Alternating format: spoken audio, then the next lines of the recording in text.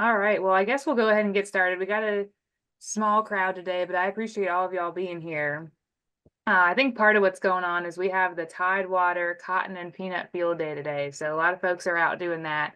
But we will try and just make a recording and then share it with them. And we also did get a question or two from the survey. So if there ever is a time that you have something that you want us to cover and maybe it's not necessarily an emergency phone call, send that in and we'll try and cover it as well. But I'll go ahead and get started and we'll share my screen. So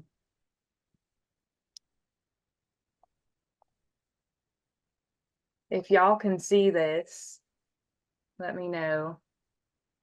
And basically I want to just, thanks for coming. My change that I'm trying to make is be a little bit more organized from last time. And so I think every month as we do this, I'm going to try and take your feedback into consideration. And so today we're going to try and follow this schedule. And so we're going to start off with agronomy. So I've got just a slide or two here, and then we'll pass it on to Olga as well.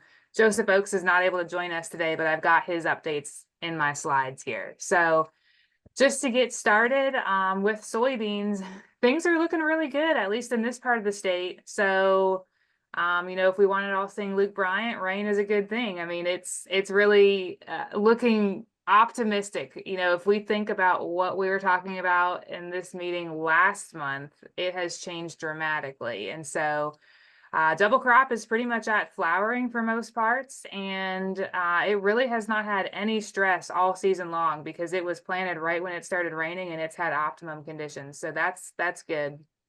And then majority of the full season crop, it's filling pods. And so this is the most important time to minimize all the stress, and it's a really good condition out there right now for it. So as long as we keep getting these rains, I think we're going to get a pretty decent crop.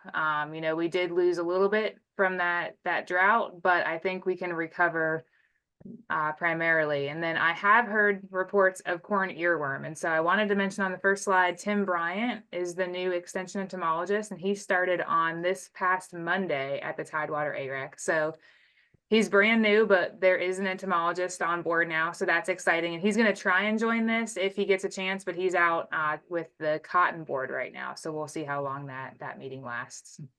But that's kind of just the quick nutshell. Things are looking good right now. And the other thing I wanted to share is bean binoculars. So this is I'm going to try and click on this link real quick. It is. Skip verification.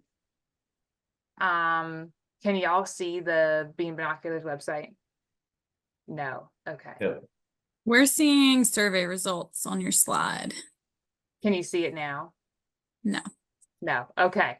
All right. Well, I'll go ahead and just email that link out, or I'll put it in the chat as soon as I finish PowerPoint. But basically, Bean Binoculars is something that's coming down from. It was a United Soybean Board initiative, and what they're really trying to do is have nationwide maps of what's going on. And so I've tried to start in Virginia. I've started mapping some of the issues that I've been seeing, but as y'all see issues that pop up in your soybean fields, it's basically an idea of we get a nationwide screenshot of what's going on. And then it also is really cool because for each entry, we're also including a fact sheet. And so if you have that issue, you can use that map to kind of see, there's got really good pictures on there. And then you also have a fact sheet. So if you find that issue popping up in your area, it's a good resource for information as well. So that's something I wanted to share with you that I am trying to work on, kind of coming up from pressure from the top, but I think it's going to be really great to map all of our issues. It's similar to Beans Gone Wild if you've looked at that for NC State, but it's nationwide. And then I also wanted to mention that the Virginia Soybean Association is going to have their yield contest again this year. So they're looking for sponsors right now, and then I'll share more information and you'll get information about that coming up soon. So that's just the brief update on soybeans. And I wanted to say thanks for everyone who filled out the survey of last month's meeting. And so I got really good feedback and tried to use that to improve this meeting here. And I have another survey for this meeting, so you continue to give feedback, and we'll try and continue to improve it as we go along. But I'll put both the beam binoculars link and the survey link in the chat for us to use. So I'll go ahead and stop sharing here. And I will pass it on to Olga and put those links in the chat. Yeah, I'm unable to share right now. So I think you need to allow me to share, or I can send the request. Let me see what I can do. I apologize. I thought I had the settings right and I did not. So can you share now? Yeah. Excellent. And also, I'm not sure what settings, or maybe need some changes to the settings for the survey for the Google link, or maybe I'm not doing something right, but I'm still seeing just a form to fill out for the Google form. Okay, I'll take Mhm. a Yeah. look at it after our meeting. I appreciate you letting me know. Yeah.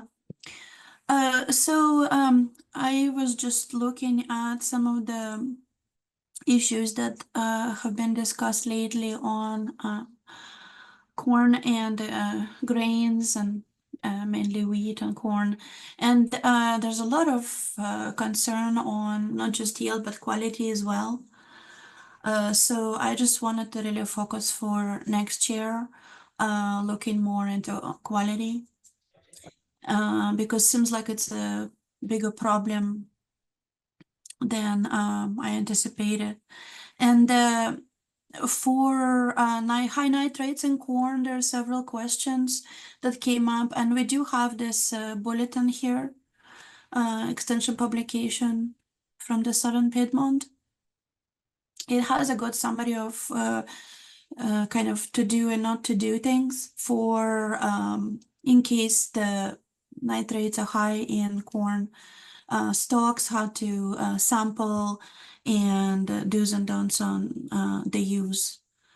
And I was just wondering, I looked at all of these resources, right? So there's several people obviously throughout the United States work on the quality. And I found this by Penn State. This is a nitrate calculator spreadsheet. And that is to calculate the intake for feeding. So I'm wondering if we have something like that at Virginia Tech, because if not, that's probably going to be really helpful for somebody to work on. So basically, because the nitrate or nitrogen intake in feed is proportionate to the feed, the dry forage, dry matter. So that helps you calculating the amount and through regulating the dry matter intake, basically. In the end, there was a question about these portable nitrate tests, and there is several of them. I can share these links as well with everybody. There's several of these portable devices. I know that there was a couple of universities evaluated these, and they work well for gardens and for smaller fields for sure. Of course, it's not going to be as accurate as the lab. But still, this is something I want to look into, because I know that some some northwestern states actually working on providing these to extension locations. And I think if we have those tests available locally, it would be good. And then this is the nitrate test for corn guidelines also that I kind of put together. And I think we should be recommending the toxicology lab at Virginia Tech in this publication. By Chris, there was 3 labs, but I'm not sure about the other 2, so I wouldn't recommend them unless I use them. But if you have experience on those labs, that would be great as well, if you can look up that publication. And for Dawn in grain, we also had several questions on how to manage high Dawn values in grain that's already been harvested. So not from the point of view of managing the crop, throughout the season, but already post-harvest challenges. So I put together kind of a summary as well that I can send out to everybody. But I looked into cleaning and different ways of how in different states and regions people go about dealing with this high down situation, and it seems like the stepwise cleaning is the best. And I would really want to find out, which I don't know how to find this out, and maybe you already have this information, if any of the mills around have these separation tables or gravity tables to separate grain by quality, because that is the most, that shows us seem to be one of the most effective ways. So, you know, which is most practical and effective. And then there's another couple of ways, such as roasting, but I think that for Dawn specifically it wouldn't work because it's basically thermally stable. So I think just cleaning and also milling and blending is kind of the two things that growers could do most of all, which is most effective and efficient for those. So that's all I have really. Of course, you know, the situation with corn. Caleb right now is he's has released the entry forms for the next year's small grains program tests, and also we started harvesting our silage after that storm. So yeah, as always in the middle of planting and harvesting. So yeah, thank you for organizing this a lot. It's really good effort. I appreciate it. All right, thanks, Olga. Uh-huh. So we'll move to soil fertility, and we'll start with Mark.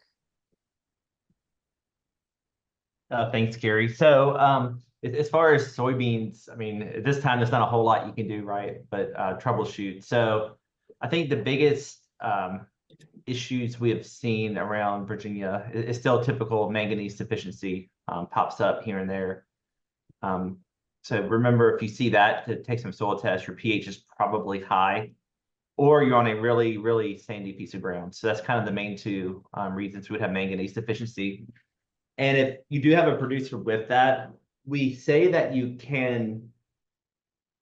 we prefer manganese applied before full bloom, but you can even incorporate it with insecticides. If you're going to go over the field anyway and see some manganese problems, you can go through pod. So that's really the main thing. Just to remember, take a good and a bad sample to send off.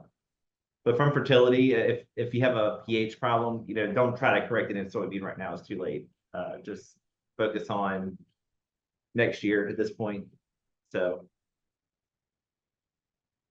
that's really all I have, Carrie. Nothing exciting for soybean yet. Yeah, it's in the lull time. Yeah. Thanks, Mark. We'll pass it on to Lydia. Yeah, so since I haven't been on the call before, I'm Lydia Fitzgerald. So I'm the integrated conservation agronomist with Virginia Tech, and in a partnership with NRCS.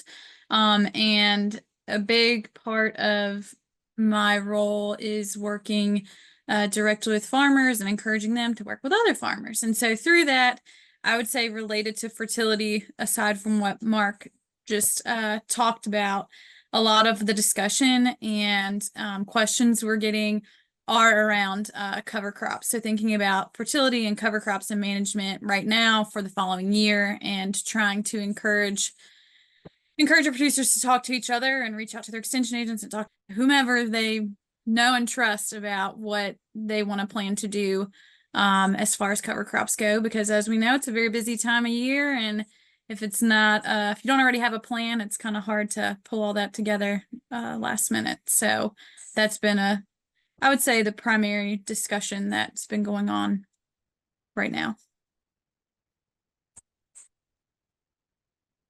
Great. Thanks, Lydia. So for weed control, Dr. Flesner couldn't be with us, but I believe VJ is going to report for both Flesner and himself. So VJ, thank you. Yeah, so right now I think soybeans were planted timely. we are not seeing much weed pressure right now, based on the herbicides we are seeing. But still, if the growers are seeing a lot of grass pressure right now and the weeds are too tall, there would not be a benefit in going with the full herbicide program. But if the weed pressure is too much and to have a better yield, we can use grass herbicide, or if the grower has not surpassed their Liberty herbicide dose for the season, then we would recommend the Xalo product. Xalo is actually a combination of Liberty plus Quizalofop herbicide, so that's premix, and that's very effective on the grasses. And since we have a combination with Liberty, so that would actually kill the rest of the broad trees. So quite effective, and companies are actually focusing on improving the efficacy of both the glyphosate and Liberty. From next year, I think we will be having the Liberty Ultra 2. In some pockets, they already launched it, so that would be even more effective than the current Liberty herbicide products we have. One of the issue which we faced, and some even few days back, some growers were here, they were talking about some weed problems. And so we suggested, so ragweed. Ragweed is one of the major issue. Soybean, the growers, they don't have a better solution because ragweed is also a broadleaf and soybean is also a broadleaf plant. So one thing we always suggest to grower, maybe right now is the time we can switch to tree soybean. So E3 soybeans basically would provide you that NS3. So it would provide you the opportunity to 2,4-D or Liberty and also the glyphosate products. So you have a whole window scenario in front of you to choose the product you would like to use. But the good thing is that with these products, like 2,4-D, if you are using along with the Liberty or glyphosate, you would be able to actually kill those ragweeds. So ragweed is a major problem right now. So growers, actually, many growers, they don't really know about some of the technologies available, like E3 and what products they can use it. So I think we may need to work a little bit more on providing that awareness to the growers, and so that they will use the right product. The other issues were just the drift issues. In season, like they have indicated some dicamba or 2,4-D kind of injuries. Now we can differentiate 2,4-D and dicamba injuries too, but for the growers, just the oxygen herbicide injury, and many other herbicides would actually cause similar kind of injuries to soybean and also vegetable crops if people are going nearby. So there were a lot of questions regarding that, but yeah, we are trying to deal and providing the solutions to those problems.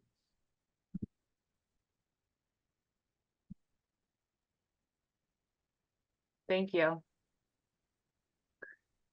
So I think we'll pass it off to Doug Higgins to share some plant pathology updates. Thanks, BJ. Yeah, so I'm Doug Higgins. I cover mainly small grains and vegetables, and my two colleagues who work on corn and soybean aren't here, nor did I know they were not going to be here.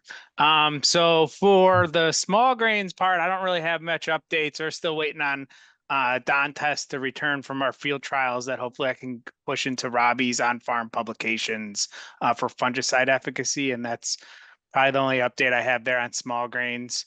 From talking with Johan and David, I know that David is concentrated on corn on his, quote unquote new disease, which is caused by a Diaporthy species that we think we have placed in the Diaporthy sojae complex. So I think he sees that out in the field and he's seeing fungicide. When I talked to him, he's seeing fungicide responses to it. But beyond that, I can't give much of an update.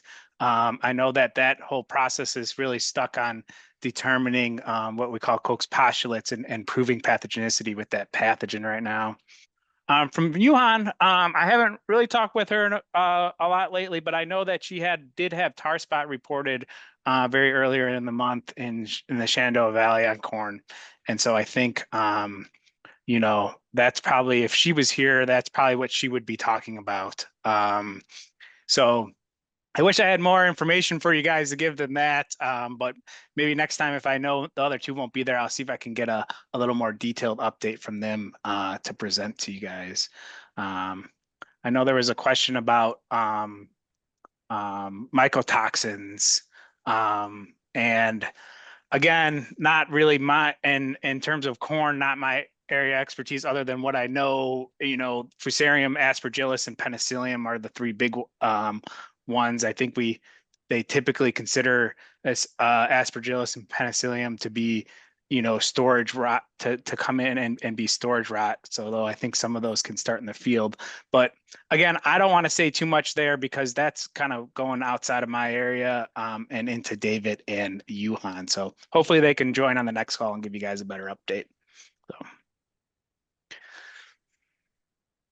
Thanks, Doug. Yeah, talking to David here lately, it sounds like things have not been too exciting yet on the pathology realm, but sounds like he's expecting to see some things pop up pretty soon here. And I believe he said that he had found target spot in cotton, and so he was considering that would be something we might be starting to see in soybean, and so be on the lookout for some things. But so far I've found a couple of different things in my plots, but nothing that's too exciting and yield limiting. So I guess that's a good.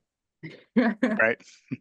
I'd like to add something like that is stated on a weed. I'm not sure if you guys have interested in, but there is a weed, silent ryegrass, and we are seeing that problem in soybeans also, major issue in soybeans and corn systems. So for soybean, is there a problem with the voice or something? You guys can't hear me properly? I can't hear you very well now. I don't know if others can. Yep. Something is not right with your mic, BJ, I think. So not sure how to deal with it, but here right now. Okay. Okay. Can you hear me now? That's better. Yep. Okay, great. So one of the major issue we are facing even in soybean and corn system is the Italian ryegrass, and that's not the weed of a wheat crop only right now.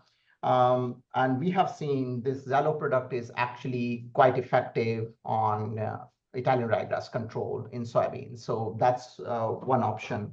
Second, which we just observed about one herbicide, Tendo herbicide. This is Syngenta's products. It's a premix of 3 different chemicals. And what we observe, it's an excellent herbicide and growers are using it, and we have recommended and we have showed that it in our plots too. But we are observing 15–20% injury this year because of this herbicide. It's a pre-emergence herbicide. I'm not sure that just because of the heavy rainfall when we applied and there were too much of a moisture, and that's why. But 15–20% injury in soybean compared with the other herbicides or the non-treated, it's showing significant injury right now. So we are trying to observe whether it can recover or not. But if it would be consistent and we would see if moisture is playing a role over there, then we would update, and maybe the growers need to think about whether weed control is a major issue or they would like to go with the other products and can get better yield later on. Thank you.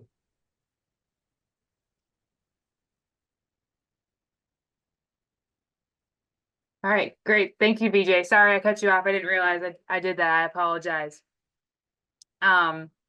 So Tim Bryant is not able to join us, so he's going to try and introduce himself at the next meeting then. And my hope for this is ultimately just to get everybody together who can be together and try and answer questions and just facilitate discussion as to what's going on. So hopefully we'll have some more folks be able to join us in the next time. But in the meantime, is there any updates? Bobby, Megan, Stephanie, what do y'all see in your counties, and are you having any problems that pop up?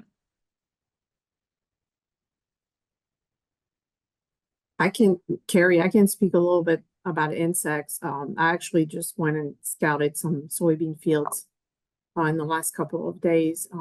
So those were primarily between R1 and R3. where we're mostly concerned about sting bugs, and of course, Lepidoptera and larvae worms. Um, I mean, I can only speak for, in my county, which is kind of very separate from you guys, but, we're close to threshold, if not at threshold with cornea worm. Other defoliators, are kind of below threshold at this point, and stink bug activity is a little bit low, this year. That's about what I'm seeing in terms of insects. Thanks. Yeah, we keep looking for corn earworms and we haven't actually found them. We've been seeing quite a lot of loopers, but not hitting the thresholds for corn earworms. We get one here or there, but nothing like I'm hearing about in other fields. Yeah, I We've just seen had a some. couple. We've seen some cornworm in Shenandoah, and not as far as Eastern Shore, but definitely in the northern part, but not super widespread. But there's definitely like a couple of plants always.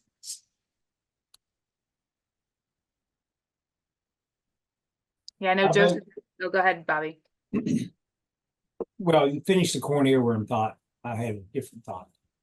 Well, Joseph Oakes said he was anticipating seeing him up in Warsaw and he hadn't found him there yet. So that's they're out there, but I guess here and there, not necessarily a widespread problem yet. So be on the lookout though. I'll pass it on to Bobby. Thank you. Because our corn is so horrifically bad this year, a lot of it's being chopped for silage. And I'm talking about people chopping corn that's 4 foot tall and probably doesn't have 10 bushels an acre in the field. But there's going to be an uptick in interest in growing cover crop, especially harvestable cover crop. So hopefully we will see harvestable being able to participate in cost share and then be able to harvest the crop. Hopefully we will see a big uptick in that, and then farmers will harvest it in the spring as grain, or some will graze it. We may see several more thousand acres of that planted. The Dawn issue that has been brought up, I'm going to be doing some more work on that up here and trying to present something at my meetings, my pesticide research meetings in December, maybe do a little bit more after Christmas. And what has happened there is the turkey co-op that buys a lot of wheat, they just started testing every load, and they lowered their number, I think, to 5 parts per million versus 10. And at one point, they weren't testing it all a few years ago. And that's kind of reverberating across the area because they were a really good market. But when we have scab wheat, I did talk to the operator of that mill the other day. He gave me some numbers on how much was rejected.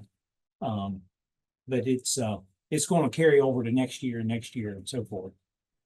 So the cleaning information, Ogle, you provided, I'm going to look at that some. If you could send that to me, I'd appreciate it. Hey, Bobby, how much was rejected? Like how bad did they feel scab outbreak was, and what percentage of your growers have a fungicide that's going on with their cultivars? So I don't have the number in front of me. I wrote it down. I want to say 8 to 10% was rejected, something like that. I will get you the number. If you want, I can get you that. So that was one question. The other question was, how many of those people sprayed? That's always a guess. I heard, I do know most of my fairly intensive farmers, they didn't get rejected. And I heard there was a little bit of people who sprayed who did get rejected. I think most of it was not. So there you go. Okay. I will get you that, Doug, if you want the exact number. Yeah, I'm curious because I'm asked through another group to kind of give estimates of loss for our state that would arise from different diseases in relation to small grains. And I haven't really figured out a good way to get that data. So I'm just kind of curious also what you're seeing. And particularly interested in any instances when a fungicide was sprayed and we still had rejections from Don loss. Those are would be my two curiosity points. So I will tell you, we have this predictor model from Penn State. Yep. Wonderful tool, great tool. The reality is though, that most farmers around here, the way them reacting to that predictor model, they can't plan that way. They're planning in the fall when they plant, they're already planning that they're probably going to spray for scale. Yeah. And that's not a good IPM per se by the book, but it's the only way they can manage this stuff, it seems like, and get the job done. And that's what they're doing. Yeah, I would agree. I mean, I would agree with that. So I did learn, Carrie, shame on you, but I do have farmers so we're doing all this work on slugs, and I have some farmers who are planting insecticide treated seed. I'm more picking on you than anything, but Oh, you can, it's fine. I thought everybody had quit using seed treated with insecticide, and come to find out that apparently one of our farm suppliers won't guarantee replant through their seed unless it's treated, and that includes an insecticide, which is completely backwards. But that's part of what you learn when you do research. And so I'm actually surprised. I thought everybody had quit in this region, but that's not the case. So got to do something about that. And the final thing was the tar spot that was found in the valley here. That is an irrigated field. Part of the reason we put the research plots there. So I have not been to see it, but it just recently got found, and it's not like covering the plants. At least it wasn't a week, 10 days ago. So that's all I got. Thank you.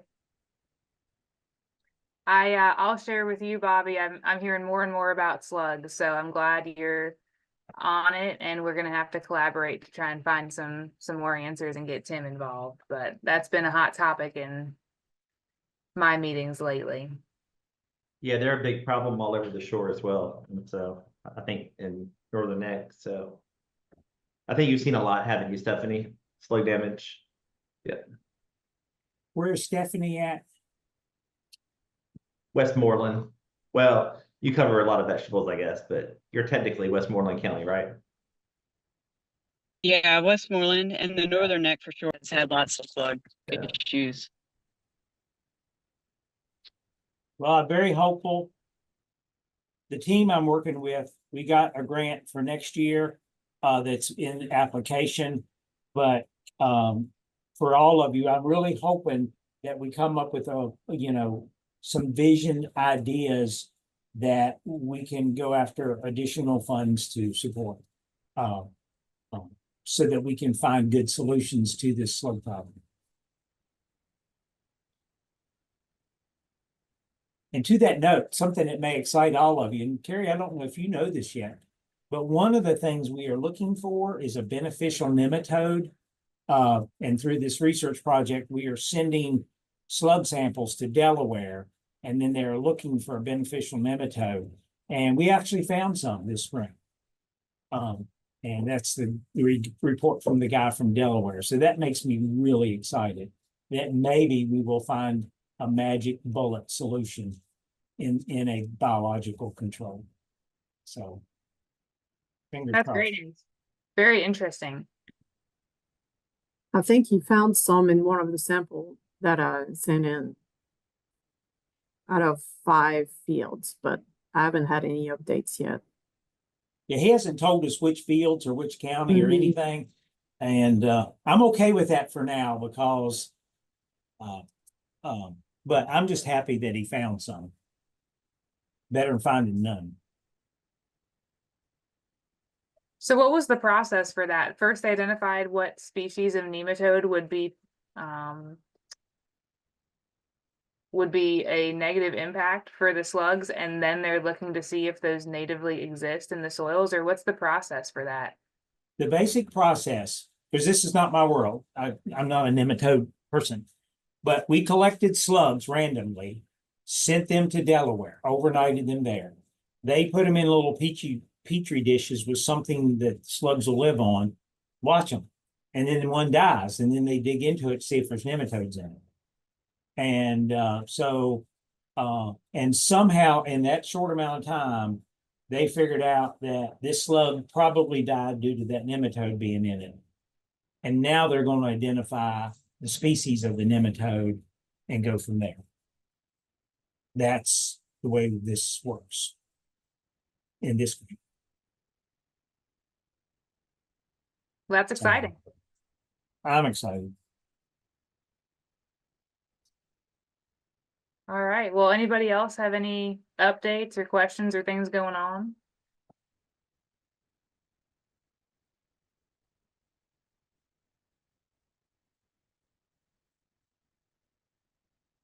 All right. Well, then we'll go ahead and end early. And thank you all for joining today. And please do use that survey link and share feedback, suggestions, how we can improve this.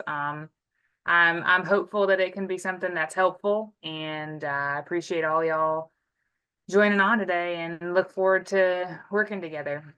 So thank you, and please reach out with if anything comes up in the meantime, but I think we'll plan on meeting again in a month. So thanks, everybody. Have a good weekend. Thanks, Carrie. So Thanks. Carrie, You I think I fixed the abstract thing for you too. Okay, I'll give it a try. Yeah. And, I had to change the date somewhere else. It was two places to change the date, so. okay, sounds good. Thank you. All right, bye.